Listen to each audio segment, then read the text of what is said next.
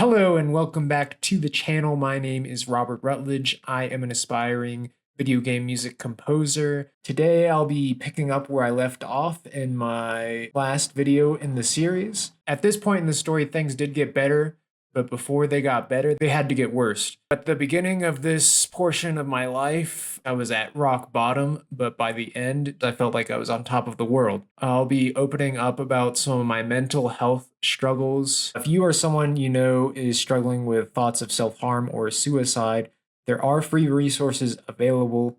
If you are in the US, you can call 988. That's the Suicide and Crisis Lifeline. Or if you're located outside the US, you can visit www.findahelpline.com. Please don't hesitate to reach out for help if you need it.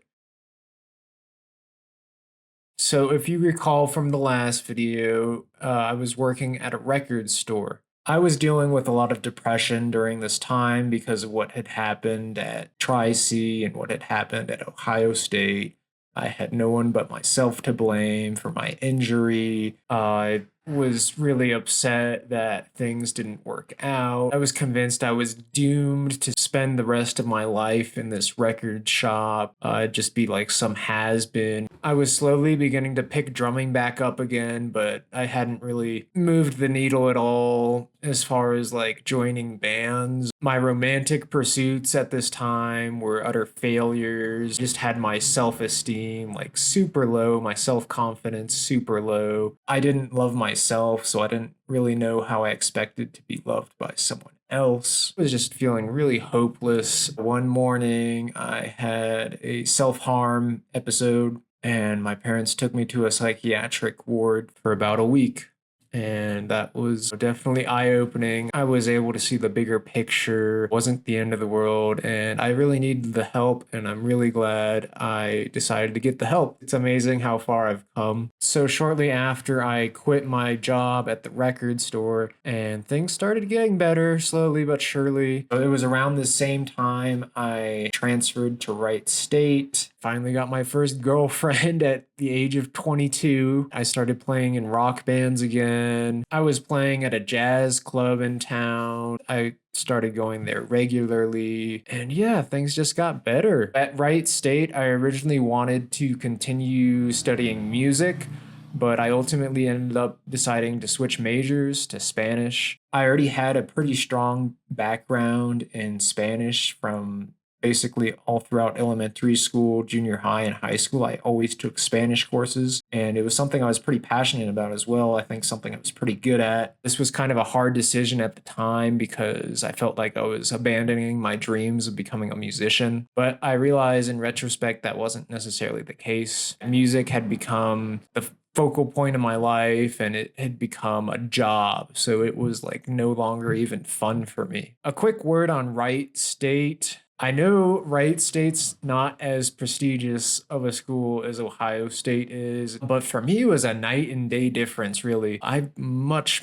preferred Wright State. Wright State was kind of like a beacon of light for me at the end of a dark tunnel. I know a lot of people say Wright State, wrong school, but I couldn't disagree more. Wright State, right school. Third time's the charm. I just found the student body much more welcoming. Really enjoyed the campus. I liked the commuter vibe. Really appreciated how the student body in general, there was more of an emphasis on learning, less so on partying. It was the college experience I was looking for the whole time. I was really impressed with the Spanish program in particular, the Latinos Amigos office there at the student union. That was a really cool place to go and practice Spanish. It was just a good environment, really. I have nothing bad to say about my time as a student at Wright State. They're not paying me to say that, I swear. So I graduated in 2019 with a bachelor's of art in Spanish. All right, so during my time at Wright State, I took a French class and I became friends with someone who went on to change my life.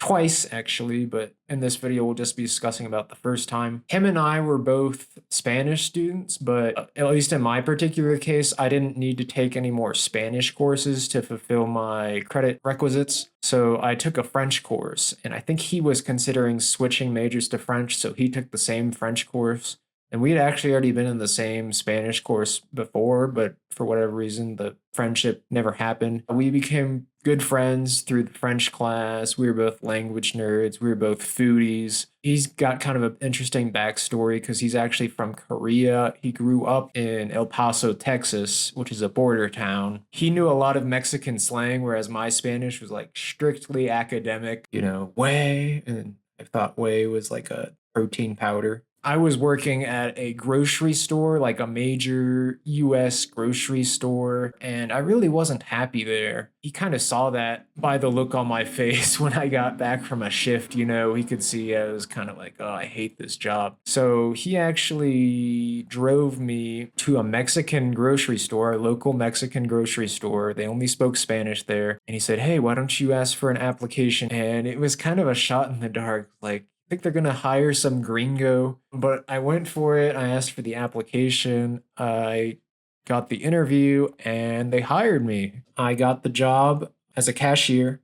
They decided to give me a chance. I worked there that summer, the summer after I graduated from Wright State. It was one of the best jobs I've really ever had. It was just so colorful, people really friendly. I got to eat free, authentic Mexican food every day for lunch. Really amazing opportunity. It felt like an internship of sorts. I was getting better at Spanish because I was literally speaking Spanish all day. That brings us to Kent State.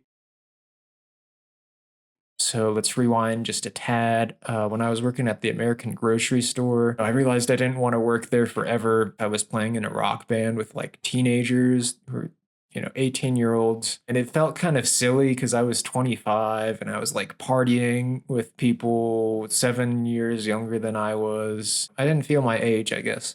So I decided to apply for grad school. I was accepted by Kent State in their Masters of Translation program. I moved to Kent in that fall. The program was a great experience. I was making all the friends. My professors were really cool people. I was passionate about my studies. I loved the campus. I was even drumming in a jazz ensemble on campus. Everything was going great.